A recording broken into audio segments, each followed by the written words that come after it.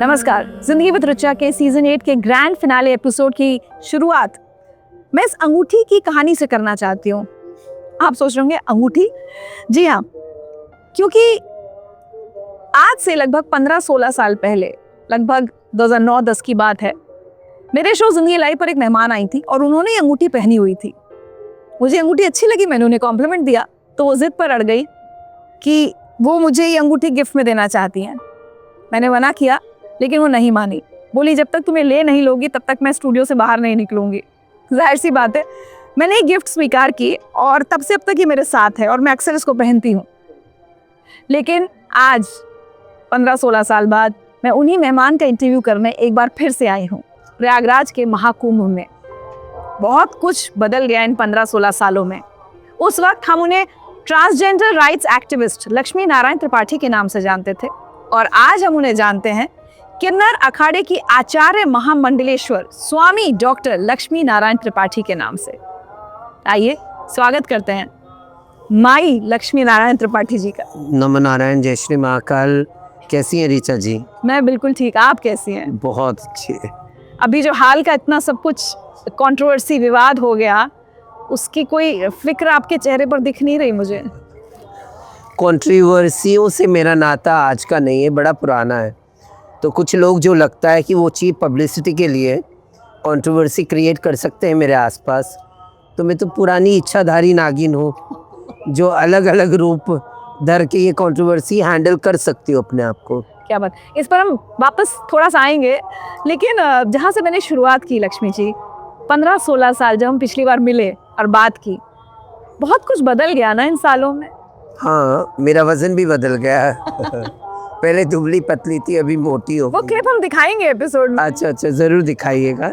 और मुझे पता नहीं मेरी ज़िंदगी ने क्या मोड़ कब लिया और हमने अखाड़ा भी बना लिया और ना चाहते हुए भी लोगों ने मुझे इस पद पे चुना और मैं बाकायदा तत्पर होके इस पद की गरिमा को बचाते हुए किन्नर अखाड़े के लिए काम करती रही। बट एक बात बताइए, क्या आपको ऐसा लगता है कि इतने सालों के संघर्ष, जब मैं आपसे तब भी मिली थी तब भी आप बहुत एक्टिविज्म आपका बहुत चल रहा था, काफ़ी काम आप कर चुकी थी किन्नरों के लिए, एनजीओ चला रही थी, कितना बदलाव आप ला पाई किन्नरों के जीवन में या उनके अधिकारों को लेकर हमें सजग करने में समाज को? देखिए, जब आपने इंटरव्यू किया था तभी भी बड़ा ही दृष्टि था समाज का, मीडिया का, हम पे बड़ा तिरस्कार रूप था। 2014 में सर्वोच्च न्यायालय ने ट्रांसजेंडर की राइट्स दी, जो फेमसली नालसा जजमेंट कहते हैं। उसके बाद हमने ये तय किया कि सनातन धर्म में किन्नरों का बहुत बड़ा वजूद है, उसे वापस स्थापित करना चाहिए। तब हमने अखाड़ा बना लिया और काम तो अभी भी कर रहे हैं। Access to quality health services, housing, education, skill building, livelihood, ये सब पे तो काम हमारा national network of transgender person कर रहा है, किन्नर अखाड़ा कर रहा है, हम सब कर रहे हैं। और वैसे एक बात है, अब आजकल हम लोग आए दिन सोशल मीडिया पे स्टोरीज देखते हैं, ट्रांसजेंडर जज, ट्रांसजेंडर ये पायलट, मतलब बहुत सारे प्रोफेशंस में जिस तरह सब इंक्लूसिवनेस आ गई है, वो एक बहुत एक ज़माना था जहाँ कुछ नहीं था। कुछ नहीं, आप सड़क पर भीख मांगे, बस सड़क पे भीख मांग रहे, एक वक्त की रोटी के लिए बदन बेच रहे, इसके अलावा क्या था? उसके बाद तो बदल गया सारा माहौल। 2014 के बाद तो पूरा माहौल बदल गया। तब 10-11 साल, लेकिन आज जिस रूप में मैं आपको देख रही हूँ, संघर्ष आपके भी कम नहीं रहे। शुरुआती दिनों में सब तरह की दिक्कतें आपने भी झेली हैं। हम सारी चीज़ की दिक्कतें झेली हूँ मैं। आप लोग तो उस जर्नी के भाग रहे हैं, तो आप लोगों को पता ही है। बट सिग्नल्स वगैरह पर भी आप कभी रही हैं क्या? वो भी किया? नहीं, मैंने तो सब कभी नहीं करना पड़ा। मेरे माता पिता ने अच्छे एजुकेशन दी, मेरे माता पिता ने कभी मुझे डिसोन नहीं किया और उन्होंने, तो वो टेंशन नहीं था मुझे ना कि एक वक्त की रोटी के लिए मुझे कुछ करना पड़ा। बट ये कितनी अमेजिंग बात है ना, पेरेंट्स का रोल एक बच्चे के जीवन में बहुत बड़ा होता है। मतलब वहीं कितने बच्चे सुसाइड कर लेते हैं। हाँ, मुझे अभी रिसेंटली किसी ने एक इंटरव्यू में पूछा कि कब ये सिग्नल पे भीख मांगना बंद होगा, कब हम रास्तों पे देखना बंद कर देंगे।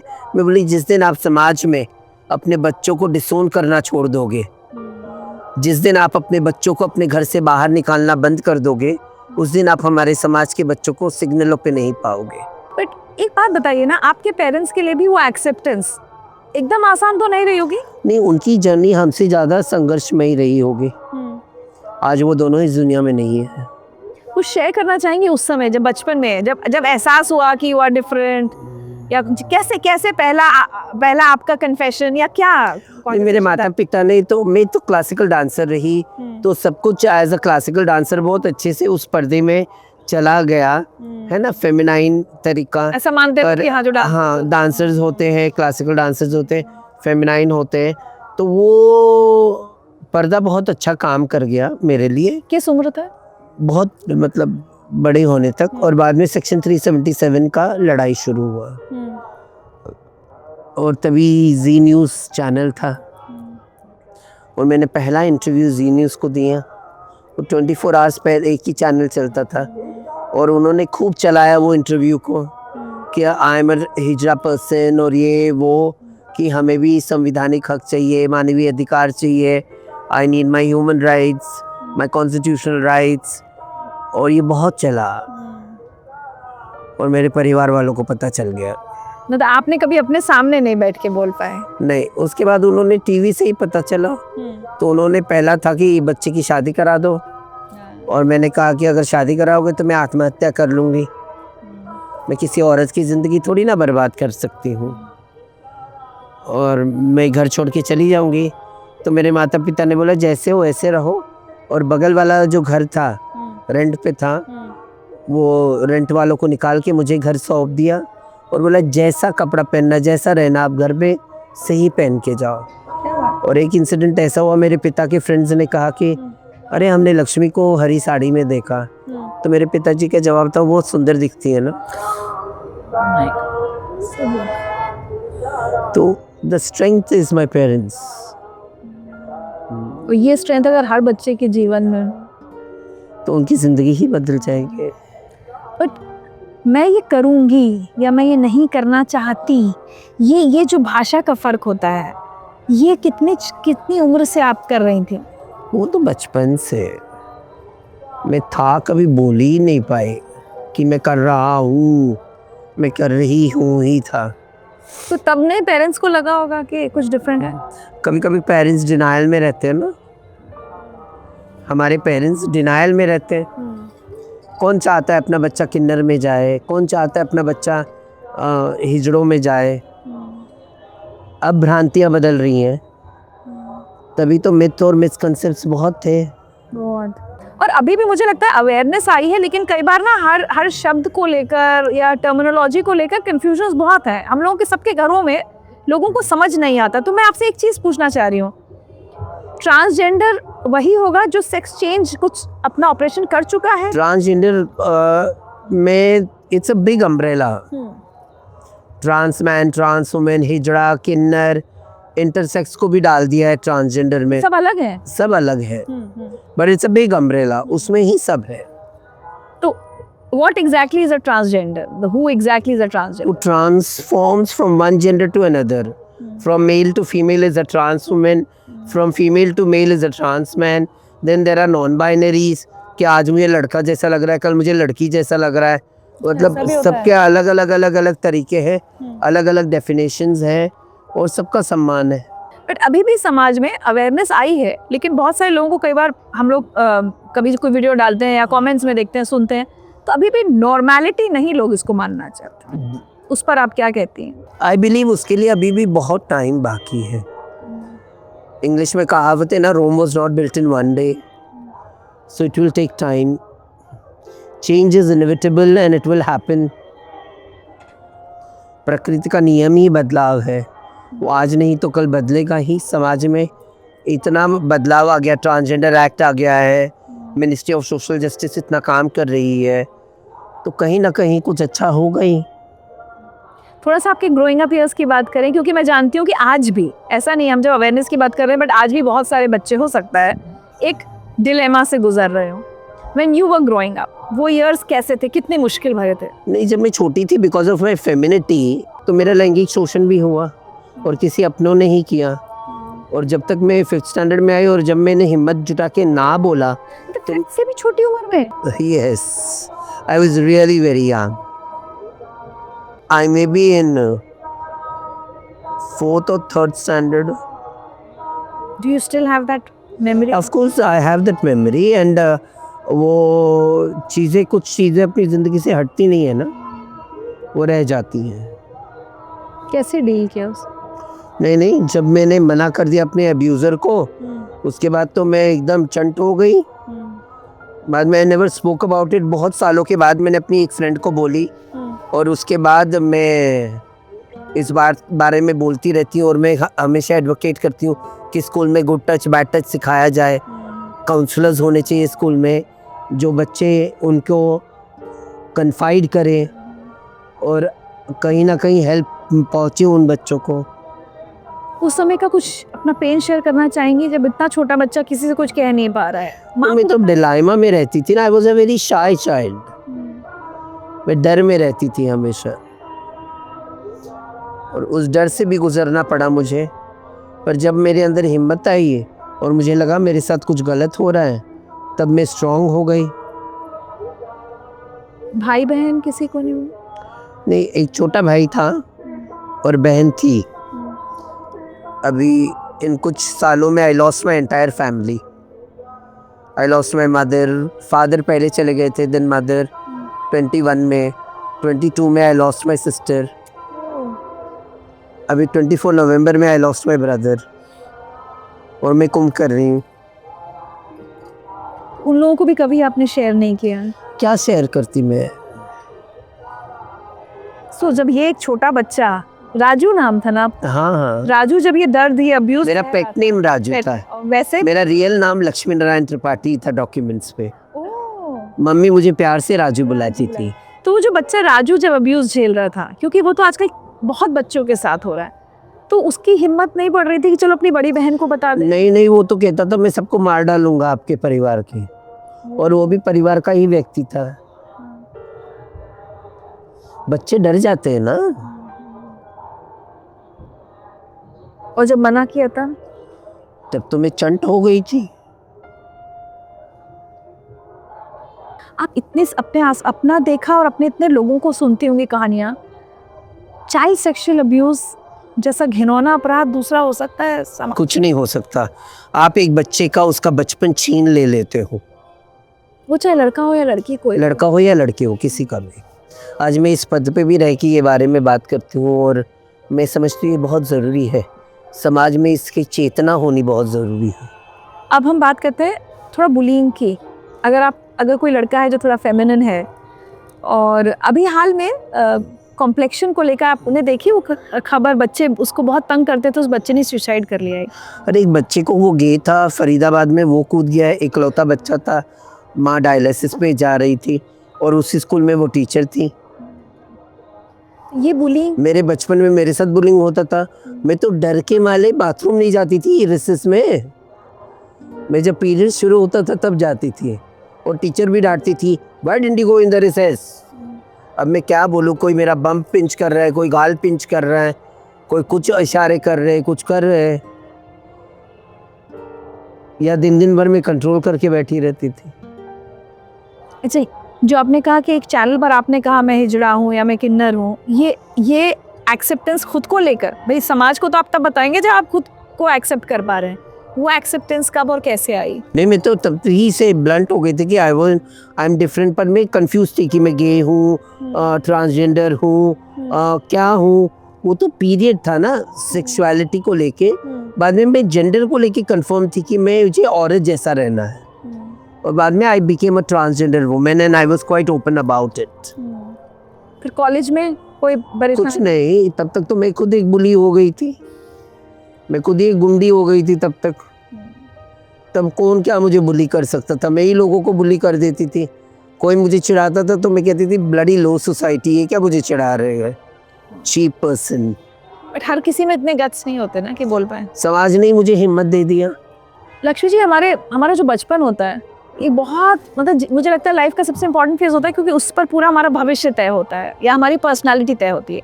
आप अपने बचपन को कैसे डिफाइन करेंगी?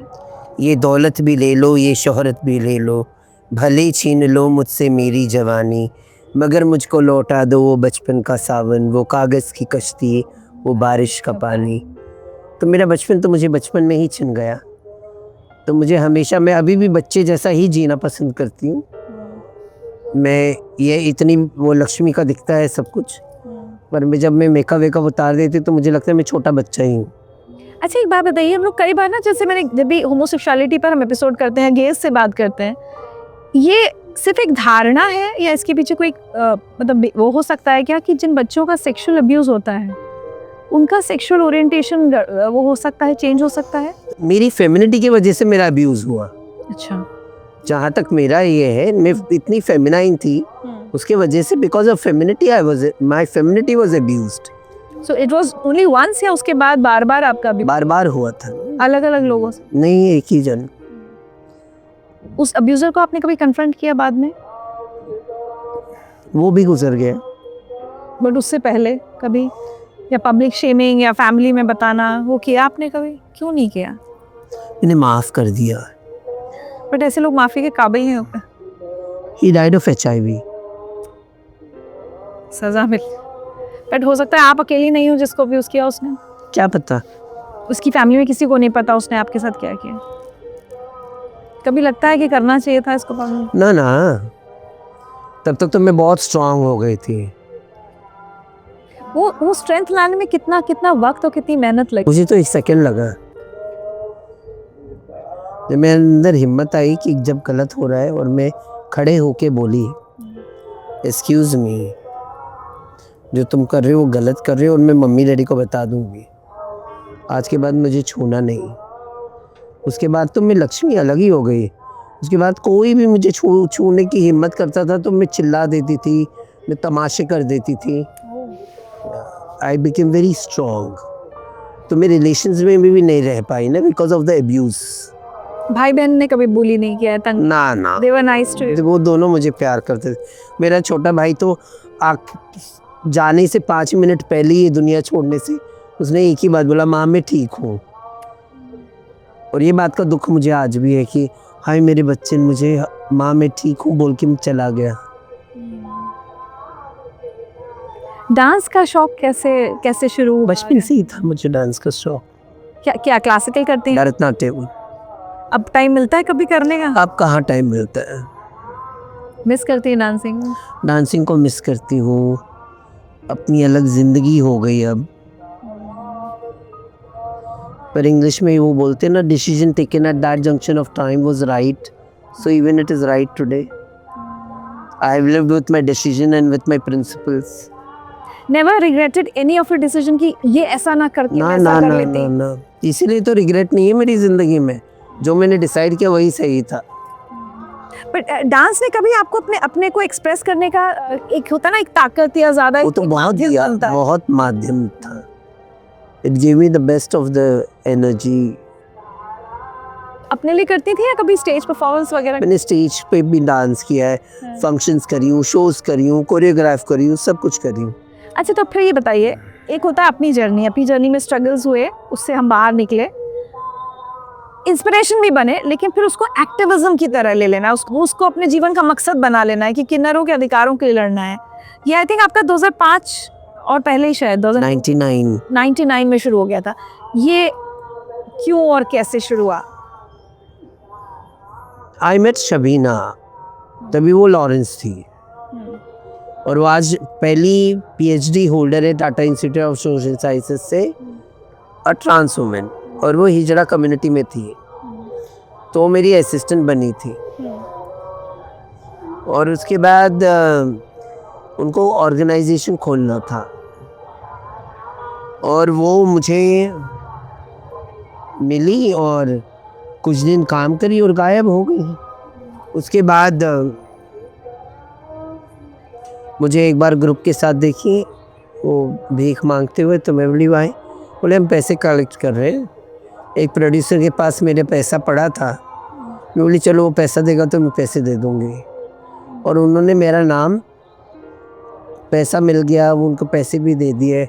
उन्होंने मेरा नाम एज एन पहला founding member of the first organisation डाल दिया, अस्तित्व नहीं, डाई वेलफेयर सोसाइटी। अच्छा।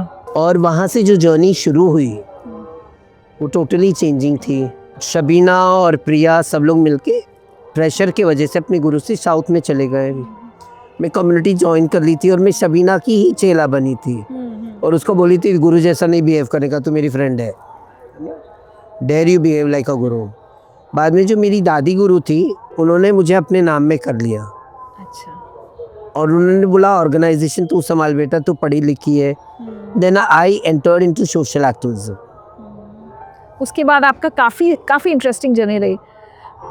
अपना दुख जब तक एक कोई अपनी परेशानी होती है उसके बाद हम देखते हैं बहुत लोगों का वही दुख है। Is that some kind of कि अरे मैं सोचती थी मैं अकेली हूँ? नहीं, पहले मुझे लगता था मैं अकेली हूँ। बाद में शबीना वगैरह से मिली तो मुझे ग्रुप मिल गया। बाद में जब ऑर्गेनाइजेशन में आई तो मुझे लगा सब लोगों की ज़िंदगी नॉर्मल है जैसी मेरी ज़िंदगी। मेरे माँ बाप ने मुझे प्यार किया, सब कुछ किया। पर जब मैं first time red light district गई और मैंने उनसे पूछा कितना चार्ज करते हो, और तभी HIV AIDS was on the peak. हाँ, पीक पर। उन्होंने बोला 50-100 रुपये दे मिलता है। एंड आई वाज अशेम्ड, ऐसी ही कुछ बनारसी पहनी थी मैं तो आधा घंटा बैठ के नीचे उतर आई। और उसके बाद जो इंजेक्शन लगा सोशल वर्क का वो ज़िंदगी बदल गया मेरा। I became very serious in life. फिर आपने ऑपरेशन कराने का कब सोचा?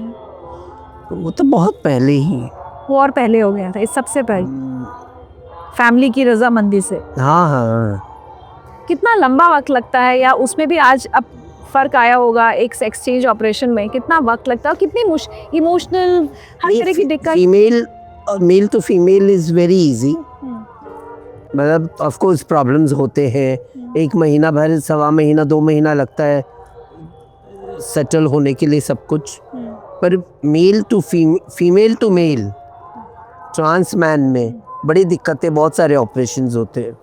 अच्छा, तो आप जो अपनी एक्टिविस्ट वाली लाइफ है उसका सबसे बड़ा अपना अचीवमेंट किसको मानेंगी? नालसा वाला जो वर्डिक्ट आया था? नालसा अपने आप में एक अचीवमेंट है। जब मैं एशिया पैसिफिक को United Nation General Assembly president's office की civil society task force member बनी, high level meeting on HIV AIDS पे, और मैं पहली बार पूरे एशिया पैसिफिक को रिप्रेजेंट करी। मैं पहली किन्नर थी जो ऐसा करे, तो वो अपने आप में ही बड़ा अट्रैक्टिव था और बड़ा अचीवमेंट था। बड़ा कि लोग आपको सीरियसली ले रहे हैं, Yeah. सुन रहे हैं। मैंने किताबें लिखी, मैं रियलिटी शोज करी। ये ज़िंदगी के पड़ाव रहे।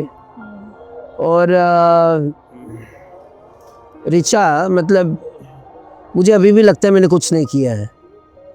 क्या बात है, अभी बहुत कुछ करना बाकी है। हाँ, मतलब अभी तो शुरुआत हुई है ज़िंदगी की, अभी तो हक मिला है, अभी तो हम और भी करना है। ये बताइए, ये बिग बॉस वगैरह में रियलिटी शोज में क्यों जाना, उससे क्या मिलता है? अब मैं गई थी कि पहली बार किन्नरों की ज़िंदगी को सुने समझे, और वही हुआ।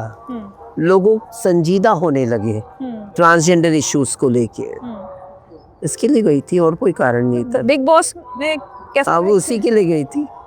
पहले मैं बड़ी लड़ाका थी, पर बिग बॉस के बाद में थोड़ी सबका सुनने लगी। और तब ये लगा होगा कि मुझसे भी बड़े लड़ाका है। हाँ, मुझसे भी बड़े लड़ाके हैं, और मुझे ये समाज को दिखाना था, दुनिया को दिखाना था कि हम ट्रांस वुमेन कितने कल्चर्ड है। कि आप सिर्फ ताली बजाते हुए देखते हो, गालियाँ देते हुए देखते हो, वैसे सब नहीं होते। 5 उंगली एक जैसी नहीं होती है। हमारे अंदर भी मैनर्स है, हम भी कल्चर्ड है, हमारे अंदर भी एटिकेट्स है, हम भी एक अच्छे खानदान से आते हैं बच्चे। भले आपने डिसोन कर दिया, भले आपने मुख्य धारा से हमें वंचित कर दिया, पर हम आप ही के तो बच्चे हैं। अभी भी लोग डिसोन करते हैं? हाँ, अभी मेरे गुरु के घर में 1 दिन का बच्चा डिसोन करके चले गए। किन्नर इंटरसेक्स बच्चा।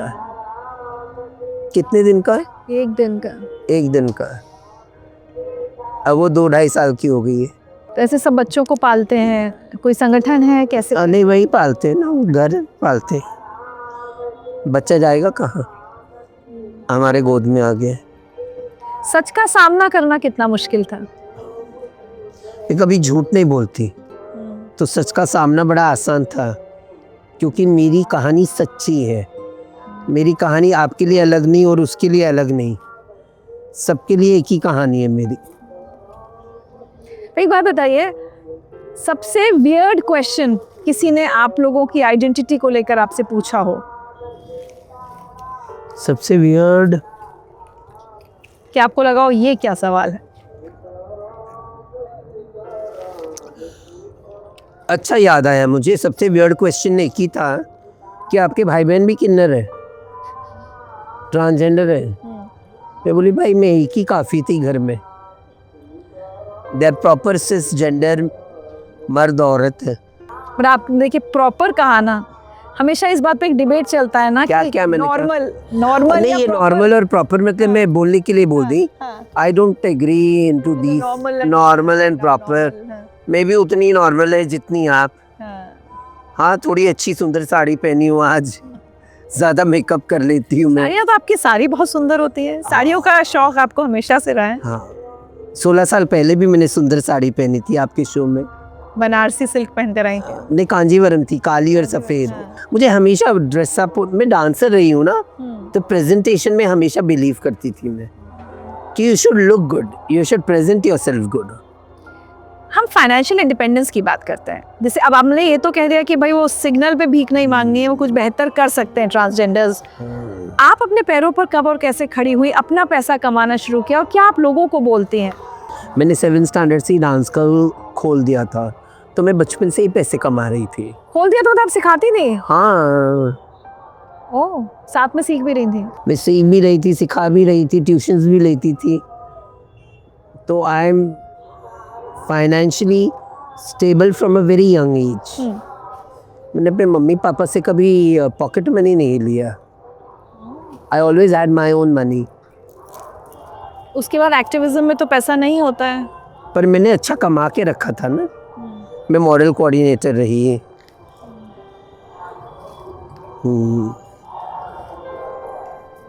और ज़िंदगी चलती गई और मैं फेमस होती गई, और बाद में मैं लोगों से अपनी फ़ीस मांगती गई शोज़ फंक्शंस के लिए।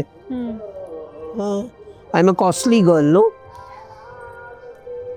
हाई मेंटेनेंस गर्ल हूँ। बिग बॉस में कितने पैसे जीते थे हम? अच्छे खासे पैसे लिए थे मैंने। अच्छा, उस ज़माने के लिए बहुत अच्छे थे। कैसा एक्सपीरियंस था? बड़ा मज़ा आया, अच्छे अच्छे लोग मिले, और आई लर्नड अ लॉट। छोटी छोटी चीज़ों के लिए लोग लड़ते हैं, एक अंडे के लिए, एक रोटी के लिए, एक भाजी की टुकड़े के लिए। और ये सेलिब्रिटीज होते हैं सब। और ये सेलिब्रिटीज़ थे तभी।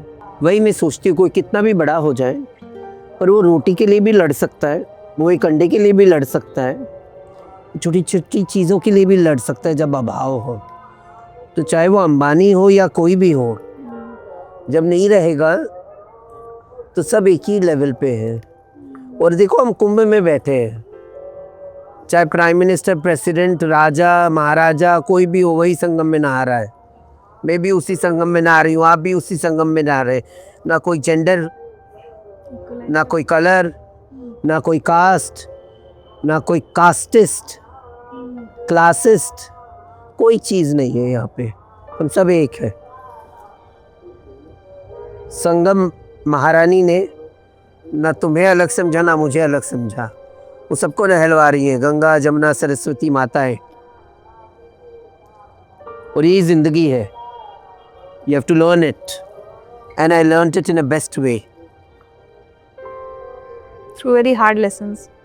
Yeah, but they are the right lessons.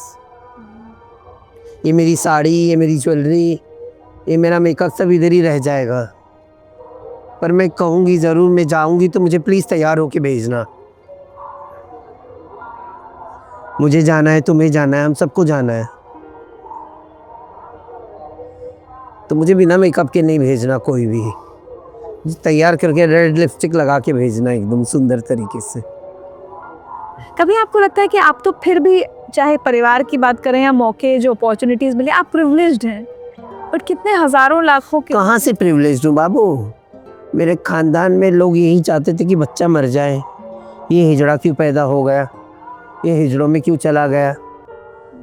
हम ब्राह्मण फैमिली से आते हैं, पूरा गांव नफरत करता था। मुंह पे को नहीं बोलते थे, पीठ पीछे सभी बोलते थे, क्योंकि हमारे माता पिता ने एक्सेप्ट किया था। वो नाम के लिए प्रिविलेज है। मतलब कुछ प्रिविलेजेस आपने अर्न किए शायद बहुत मुश्किल हालातों के बाद, लेकिन अर्न किए। हाँ, मैं कहती हूँ ना कि रेड कारपेट मेरे लिए था नहीं, मुझे खुद धागा लाना पड़ा, खुद बुनना पड़ा और बाद में जमीन पे बिछाना पड़ा। और आज आप हजारों लाखों किन्नरों के लिए एक आवाज बनी है। आज मैं देख रही थी आपसे, वो 3 मिलने आई थी महाराष्ट्र से, बहुत दूर से, और यहाँ पता नहीं कितनी दूर से शायद पैदल चलकर आई होंगी, पर जो डिवोशन उनके अंदर था आपके लिए, और जिस तरह से आप उनसे बात कर रही थी, बड़ा अद्भुत था। कुछ मैंने महसूस किया। कैसे कैसे डिफाइन करेंगे आप इस रिश्ते को? देश भर के किन्नरों के लिए आज आप क्या हैं? जो इधर आते हैं ना, वो बड़ी भावनाएं लेके आते हैं और वो स्पार्क देखते हैं मेरे अंदर, और मैं उन्हें निराश नहीं करना चाहती वो भी ऐसे बने, लड़े झगड़े, अपने हकों को लेके अपने अस्तित्व को बनाए। और मैं अपने चेहरे सबको यही समझाती हूँ, हर एक पल एंजॉय करो लाइफ का।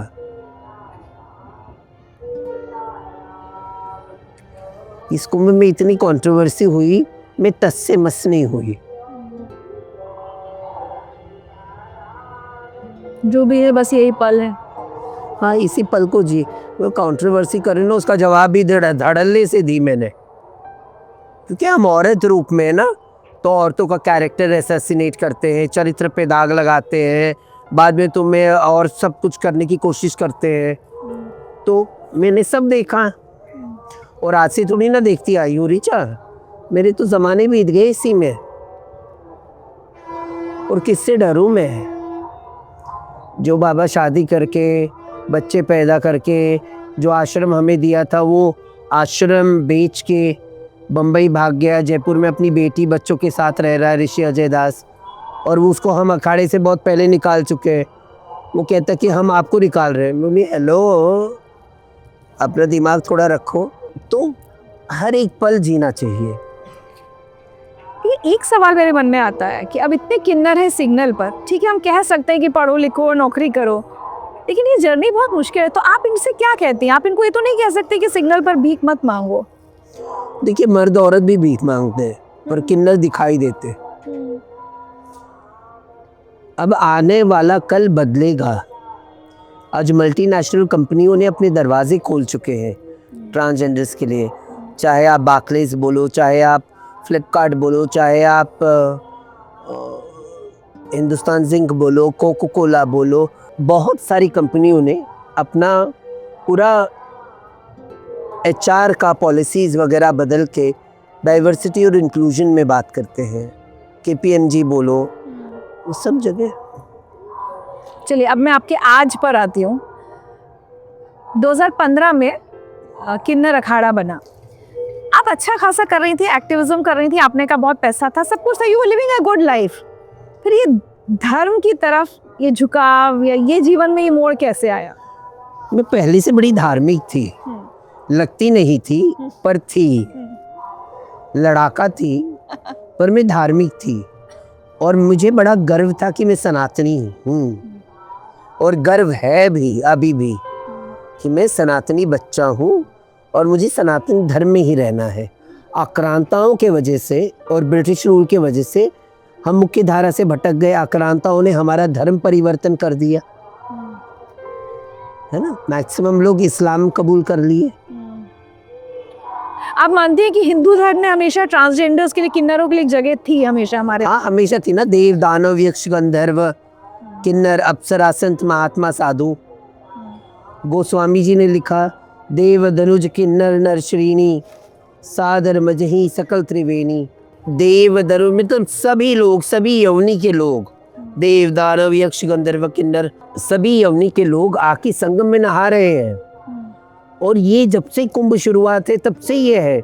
वाल्मीकि जी ने किन्नरों के बारे में लिखा, गोस्वामी जी ने किन्नरों के बारे में लिखा, वेदों में किन्नरों के बारे में, उपनिषदों के किन्नरों के बारे में है, सब जगह रामायण महाभारत सब जगह किन्नरों के बारे में। ये ब्रिटिशर्स ने, आपका मानना है कि ब्रिटिशर्स ने लॉ लाया और मुख्य धारा से हमें हटा दिया। मुगल आए, हमारा धर्म ले गए, तो धर्म भी गया, समाज में पोजीशन भी चली गई, और आज़ादी के बाद किसी ने ध्यान ही नहीं दिया। 2014 में हमें आके हमारा हक मिला। ये कैसे शुरू हुआ ये अखाड़ा, और आपको तब उस समय ये नहीं लगा कि मेरी पूरी पेज 3 आइडेंटिटी खत्म हो जाएगी, मैं इधर? हाँ, मतलब मैं, पर टच वुड, भगवती की कृपा रही, महाकाल का आशीर्वाद रहा, नारायण का आशीष रहा कि इसमें भी हमारी प्रसिद्धि बढ़ी ही। पर इसके लिए कितनी मेहनत करनी पड़ी? अरे बहुत मेहनत करनी पड़ी, पर हमारे गुरु हरिगिरी महाराज जी जूना अखाड़े के, वो बड़े डटे रहे कि कहीं ना कहीं किन्नर अखाड़ा किसी से मिल जाए, कुछ इनका उद्धार हो जाए। ये सनातनी बच्चे हैं, जाएंगे कहाँ? अभी भी जो कंट्रोवर्सी हुआ, अखाड़ा परिषद के रविंद्रपुरी जी ने कितने सुंदर तरीके से कहा कि हम किन्नर अखाड़े को जानते, लक्ष्मी नारायण त्रिपाठी को जानते, और किसी को तो जानते नहीं है। बट ये अखाड़ा शुरू करना आपको बहुत कुछ पढ़ना पड़ा होगा, टेक्स्ट पढ़ने पड़े होंगे। वो तो बचपन से माँ बाप पढ़ाते रहे ना मुझे। ब्राह्मणों का घर था, रोज शाम को मम्मी पापा बैठ जाते थे, महाभारत और रामायण लेके, वेद लेके, ये लेके, वो लेके बैठ जाते थे, और मैं पूछती रहती थी इसका मतलब क्या है, उसका मतलब क्या है। संस्कृत पढ़ी बचपन में मैंने। तो ये सब पहले से चला आ रहा था साथ में? हाँ, चला आ रहा था। मैं बड़ी मॉड थी, पर अपने रूट्स में मैं अपने अस्तित्व में और अपनी संस्कृतियों में मैं बड़ी रमी झमी व्यक्ति रही। लेकिन महामंडलेश्वर बनने के लिए? आचार्य महामंडलेश्वर बनी मैं। पहले तो महामंडलेश्वर आचार्य महामंडलेश्वरी, हाँ, 2014 से 15 से 2016 के कुंभ से। उसके लिए क्या मेहनत करनी पड़ती है, क्या तय? मैंने कुछ मेहनत नहीं करी, सबको ये डिसीजन लेना पड़ा कौन प्रमुख बनेगा, कौन अखाड़े को ले चलेगा आगे। तो 10,000 किन्नर थे, उन्होंने बोला पहले ये वो, और बहुत सारा लफड़ा आया बीच में, वो सारी बातें नहीं बताऊंगी। तो सबने चुना कि लक्ष्मी को ही बैठाओ। तो मैंने बोली मैं ऐसी हूँ, मैं वैसी हूँ, मैं पेस्ट्री टाइप की जिंदगी है ये। बोले हमें सब मंजूर है, सिर्फ तुम बैठो। जनता जनार्दन होती है, और मेरा समाज खुद ही मुझे चुना, तब मैं तो बैठ ही गई। 9 साल हो गए इस पद पर भी? हाँ। इस पद पर रहते हुए, क्योंकि शुरू में बाकी अखाड़ों ने विरोध किया था किन्नर अखाड़े को ये के बनने पर। हाँ, पहले सबने विरोध किया था। अब सब ठीक है ना? All is well. हमें लगता है हरिगिरी महाराज जी के पुरुषार्थ और अवधेशानंद जी का आशीर्वाद, हमारे गुरु हरिगिरी महाराज ने बहुत सुंदर तरीके से 2019 के कुंभ में हमारा अनुबंध हुआ जूना अखाड़े के साथ। हम शाही स्नान जूना अखाड़े के साथ करते हैं। अपने और अभी अखाड़ा परिषद के अध्यक्ष ने भी कह दिया कि हम तो मानते हैं किन्नर अखाड़े को, जो जूना अखाड़े के साथ है। बट एक बात बताइए, अभी जब अब ममता कुलकर्णी की बात पर आते हैं, ये बात बहुत उठ रही है कि भाई किन्नर अखाड़े का सदस्य किन्नर ही तो होगा। देखिए, जब ममता की बात आती है तो 2016 से ही हमारे अंदर महिला पुरुष सब जुड़ते गए। जब हमने अखाड़ा बनाया तो हमने किसी को दरकिनार नहीं किया, हमने अपनी बाहें खुले रखी। कटाक्ष क्या होता है, निष्कासन क्या होता है, वो हमसे अच्छा कोई नहीं जानता। तो जब किन्नर अखाड़ा बना तो हमने अपने दरवाजे सबके लिए खुले रखे। अच्छा। चाहे मर्द हो औरत हो, जो हमारे साथ रह सकता है, जो हमारी आइडियोलॉजी पे बिलीव कर सकता है, वो हमारे साथ जुड़ जाओ। ठीक, उसके लिए कोई तैयारी या कुछ? क्योंकि अभी मैं पढ़ रही थी महामंडलेश्वर बनने के लिए बहुत राउंड्स ऑफ इंटरव्यू और क्या क्या ममता कह रही हैं कि उनका हुआ, वो क्या था? वो सब होता है, सबका होता है ना। हाँ, उनका भी हुआ। तो फिर इतना विवाद क्यों? अगर पहले भी मर्द और औरत इसका हिस्सा बनते रहे हैं तो ममता कुलकर्णी पर इतना? अरे ममता कहीं दूसरी जगह बन जाती, जो विरोध करते उनके अखाड़े में बन जाती तो कोई विरोध ही नहीं था। आज किन्नर अखाड़े का इतना नाम हो रहा है, ऊपर से ममता भी आ गई और नाम हो गया। आपसे संपर्क में कब आई, कैसे? 2-2.5 साल से संपर्क में थी। वो अपनी तपस्या, अपनी साधना में लगी रहती हैं। उनकी जिंदगी विवादों से रही है, मैं मान्य करती हूँ। उन पे केसेस हुए, रेड कॉर्नर नोटिस जारी किया गया, सब स्कॉश हो गया, सब हट गया, केसेस हट गए, रेड कॉर्नर नोटिस हट गया, उनका बैंक अकाउंट सीज है वो भी खुल जाएगा, उनकी प्रॉपर्टी सील है वो भी खुल जाएगी। आपको पता तो होगा कि ये होने वाला विवाद ये खड़ा होगा, मैं फैसला नहीं, मुझे नहीं लगा था ये विवाद होगा, और मैंने थोड़ी ना बोला ऋचा कि मैं तुम्हें, अभी मैं बोलूँगी क्या ऋचा मैं तुम्हें महामंडलेश्वर बना रही हूँ। यहीं पे सामने बैठी थी और बोली क्या शुक्रवार का दिन है, इससे अच्छा क्या होगा, अर्धनारीश्वर के हाथों से मेरा पट्टाभिषेक होगा और माई मुझे महामंडलेश्वर बना दो। और मैं जानती थी बड़ी धार्मिक है, बड़ा अध्ययन है, तो इंटरव्यूज वगैरह सारे हो गए। उसके दूसरे दिन हमने, पहला दिन 2-3 दिन तो इंटरव्यूज हुए, बाद में दूसरा दिन हमने पिंडदान करवाया, उन्होंने भस्म रमाया, पट्टाभिषेक हुआ। महामंडलेश्वर मतलब क्या, अगर हम आम लोगों को समझाना चाहें?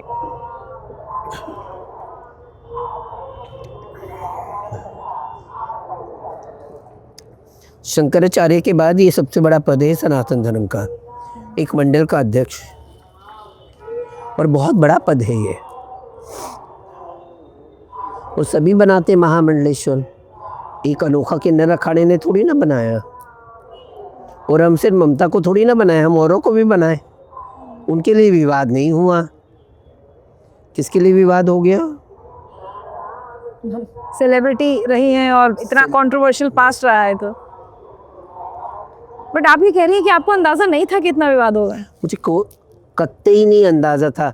मैं बोली जो औरत ने 23 साल पहले बॉलीवुड को अलविदा कर दिया, जिसका कोई नामो निशान नहीं रहा, मीडिया सबको भूलने में बड़ी जल्दी करती है। फेम, इंग्लिश में कहते हैं फेम इज शॉर्ट लिव्ड, तो सब इसको भूल गए होंगे। हाँ, मुझे ये अंदाज़ा बिल्कुल नहीं था ऋचा, मैं अपने आसन पे बैठ के बोल रही हूँ। अब लोगों को पेट में दुखा कि वो किन्नर अखाड़ा ही क्यों चुनी। अरे हमने थोड़ी ना बोला था कि किन्नर अखाड़े को मुझे चुनते, अगर वो कोई दूसरे अखाड़े में जाती तो भी मैं साथ लेके जाके करवाती। थोड़ा हिली आप जब ये खबरें आई, और मैंने एक्चुअली उस खबर, जब हमारा इंटरव्यू प्लान हो रहा था, ये खबर आ गई कि आपको निकाल दिया गया अखाड़े से। मैंने आपको कॉल किया कि क्या हुआ, तो वो आपके लिए झटका था। जिसने मेरे बारे में बोला उसके लिए पिटारा मेरे कलेजे में दफन था। सूप तो सूप, छन्नी भी बोल रही है। जिसको किन्नर अखाड़े से हमने क्यों निकाला, कितनी औरतों के साथ तुम्हारे अवैध संबंध रहे, और किन्नर अखाड़े में सबसे ज़्यादा औरतें आती हैं श्रद्धालु, जो भी सुंदर औरत दिखे तुम उसके पीछे लग जाते थे। तो ऐसे व्यक्तिमत्व को निकालना ज़रूरी था। बाद में हमारी महामंडलेश्वर पीताम्बरा और उनकी एक्स गर्लफ्रेंड भावना ने कैसे उनको भोपाल के पास जो केस हुआ था वहाँ से बचा के लाई। बाद में वो वापस उसी औरत के साथ शादी कर लिए, एक बच्ची कनक पैदा कर लिए, आश्रम बेच दिए जो तुमने किन्नर अखाड़े को दान दिया था। बाद में जयपुर के साथ जयपुर में अपने परिवार के साथ रह रहे हो, क्या बोले। मतलब ऐसा घिनौना व्यक्ति, और अब तुम साधु बन के तुम मुझे कह रहे हो कि ऐसी बात नहीं है वैसी बात नहीं है। अरे तुम्हें ना, तुम हमारे बोर्ड में हो, ना ट्रस्टी में हो, ना कहीं हो। आज मैं आपके शो से आपको निकाल सकती हूँ। तो मतलब लक्ष्मी नारायण त्रिपाठी तो है ही, ममता कुलकर्णी भी किन्नर वो अखाड़े थी, हैं और रहेंगी श्री यमाई ममता नंदगिरी। वो भी परेशान नहीं है इस चीज़ को लेकर। जब मैं परेशान नहीं हूँ तो कोई नहीं परेशान। तो अच्छा एक बात बताइए, मैं बार बार ना वो पास्ट लाइफ और अभी के उसमें जा रही हूँ कि इस जीवन के लिए, जिसको देखने में सब बहुत अच्छा लगता है कि लोग मिलने आ रहे हैं, बाहर लाइन लगी हुई है, अपना कितना एक क्या कहेंगे सैक्रिफाइसेस, या आपका आपका कितना प्राइवेट लाइफ रहता ही नहीं है, आप पूरी पब्लिक में हो जाते हो, आपका कुछ अपना नहीं रहता, सब कुछ समाज का है। और पूजा पाठ कुछ आपको रिवाज फॉलो करने पड़ते होंगे रोज, वो क्या है? हम वासुदेवानंद सरस्वती से शंकराचार्य हैं। हम श्री विद्या में दीक्षित है, तो आप श्री विद्या भी देख सकते हो। श्री यंत्र है यहाँ पे इतना बड़ा, हवन पूजन महाकाल है, बहुचरा माता है, शिव जी हैं, श्री यंत्र है, दो श्री यंत्र है। तो ये हम पूजा पाठ करते हैं। इस बार का कुंभ का एक्सपीरियंस आपका कैसा रहा? It's so controversial. बेमतलब का लोग कंट्रोवर्सी बनाते रह रहे हैं। कुछ एक तबका है जो बहुत तारीफ कर रहा है कि बहुत बढ़िया सब कुछ है, और एक कह रहा है कि नहीं ये मिसमैनेज्ड है, वो मिसमैनेज्ड है, ऐसा हो रहा है। कुंभ तो अच्छा हुआ, इतने बड़े आयोजन में घटनाएं हुई, दुखद है वो घटनाएं जो हुई। उसके बाद सरकार तत्पर हो गई, सरकार सज्ज होके, योगी जी मोदी जी ने बहुत अच्छा कार्य किया है, सनातन धर्म का परचम लहराया हुआ है, करोड़ों लोग आ रहे हैं, करोड़ों लोग जा रहे हैं, तो ये साधुवाद है। हम बड़े फेमस हो गए अखाड़े में। आपकी कंट्रोवर्सी तो बिल्कुल सबसे बड़ी खबर बन गई। भगवती की कृपा। अब आगे क्या?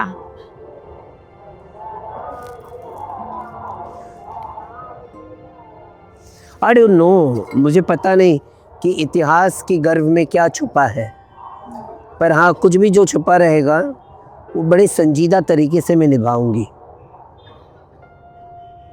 एक दो आजकल के थोड़े इश्यूज जो हैं उन पर आपकी राय जानना चाहूँगी।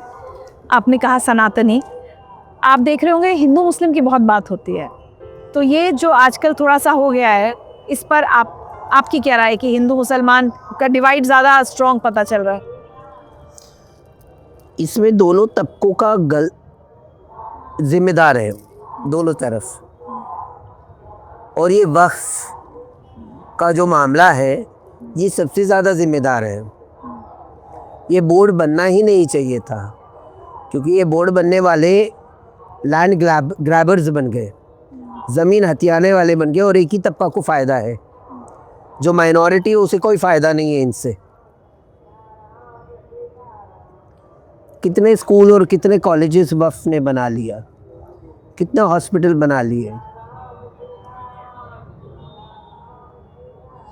सनातनियों का पैसा, मंदिर मठ गवर्नमेंट के अंडर है, उसका पैसा गवर्नमेंट अपने पॉलिसीज़ के लिए यूज़ करती है, प्रोग्राम्स बनवाती है, चाहे वो वैष्णो देवी हो, चाहे वो साईं बाबा हो, चाहे वो कहीं भी जाके देखिए, महाकाल हो, काशी विश्वनाथ हो, सब गवर्नमेंट के अंडर है।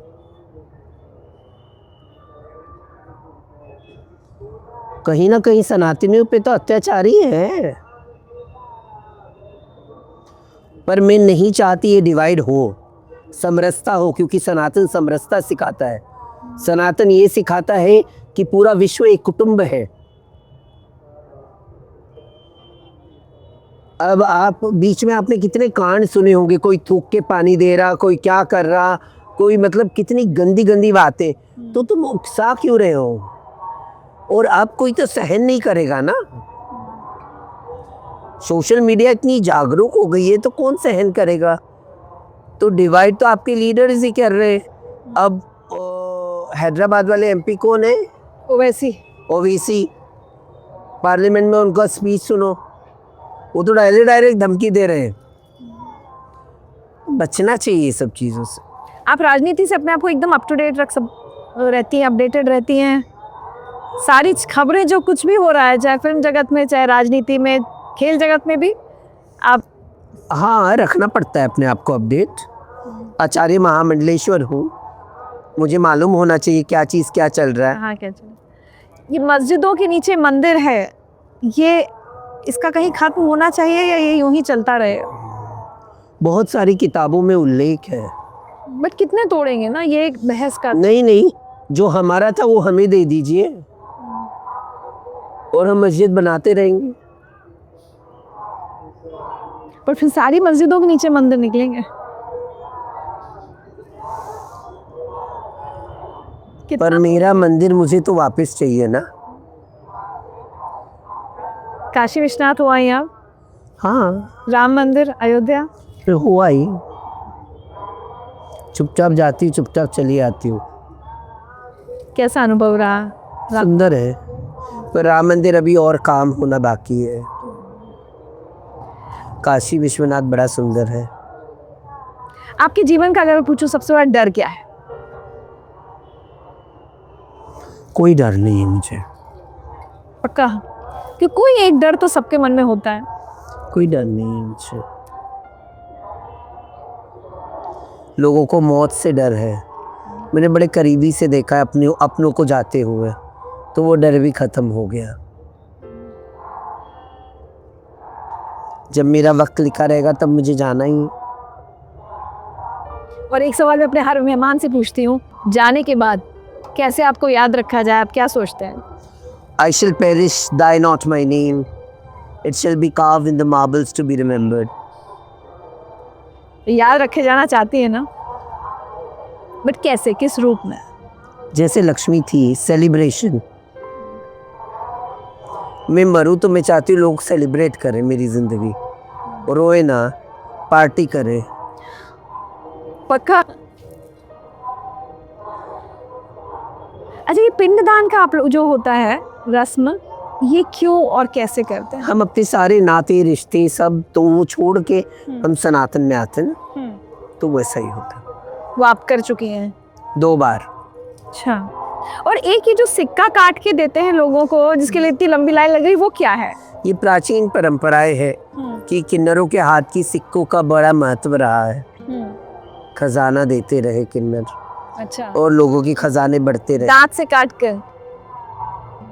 मुझे किसी ने कहा, दरअसल मैं शायद समझ नहीं पाई थी, किसी ने कहा तुम्हारे पास ये जो अंगूठी है ये बहुत बेशकीमती तोहफा है तुम्हारे पास, इसको हमेशा संभाल के रखना। आप क्या दिया हुआ तो? मैं ही तुम्हारी हूँ। लक्ष्मी जी, आजकल हम लोग ना मेंटल हेल्थ पर बहुत बात करते हैं, और मुझे लगता है ये जो बच्चे हैं, जैसे आपने कहा आइडेंटिटी क्राइसिस से जो बच्चे जूझते हैं, उनकी मेंटल हेल्थ के लिए आप क्या कर रही हैं? नहीं, हम लोग बहुत काउंसलिंग केशव सूरी फाउंडेशन है, ललित ग्रुप के केशव सूरी जी, वो केशव सूरी फाउंडेशन चलाते हैं, और वहाँ पे वो हम लोग उनके सौजन्य से काउंसलिंग का पूरा एक बहुत बड़ा पार्ट चला रहे हैं, और दूसरे ऑर्गेनाइजेशन से जो काउंसलिंग पे बहुत स्ट्रांगली काम करते हैं, मतलब हम उनके साथ काम कर रहे हैं। एक सवाल ये अखाड़ों से जुड़ा हुआ है लक्ष्मी जी। कई लोगों का ऐसा मानना है कि कुंभ में भी हम देख रहे हैं बहुत सारे कि कह रहे हैं साधु संत सब सन्यासी हैं, लेकिन बड़ी बड़ी आलीशान गाड़ियों में घूम रहे हैं, क्या वो ठीक है? सबका अपना है। मेरे पास तो एक हैरियर गाड़ी है, एक जजमान ने इनोवा दिया है, मैं उसमें घूमती हूँ। बट जो घूम रहे हैं वो आपको लगता है ठीक है, वो उनका अपना आइडियोलॉजी है, मैं किसी दूसरे के बारे में क्या बोलूँ। नहीं, आज मुझे कहना पड़ेगा, मैं अपने व्यूअर्स को बताना चाहती हूँ कि लक्ष्मी जी की तबीयत बहुत ख़राब है, और ये सिर्फ शायद मैं यहाँ इंटरव्यू लेने आई हूँ इसलिए बैठी है, नहीं तो ये किसी के लिए बैठती नहीं, इन्होंने कहा, और वाकई शब्द नहीं है मेरे पास इसके लिए, ग्रैटिट्यूड के लिए। और कुछ छोटे छोटे तोहफे हम आपके लिए इस बार लेकर आए। आपसे एक तोहफा लिया था, सोचा इस बार कुछ तोहफे आपके लिए लेकर जाओ। I love gift. चलिए, तो मैं आपको तोहफे दूं उससे पहले मैं चाहती हूँ अगर आप सारे व्यूअर्स जो ये शो देख रहे हैं उनको अपनी तरफ से क्या मैसेज देना चाहेंगी? मैं एक ही बात कहूँगी कि आप अपने आप से प्यार करें, अपनी ज़िंदगी को पूर्ण रूप से जिएं।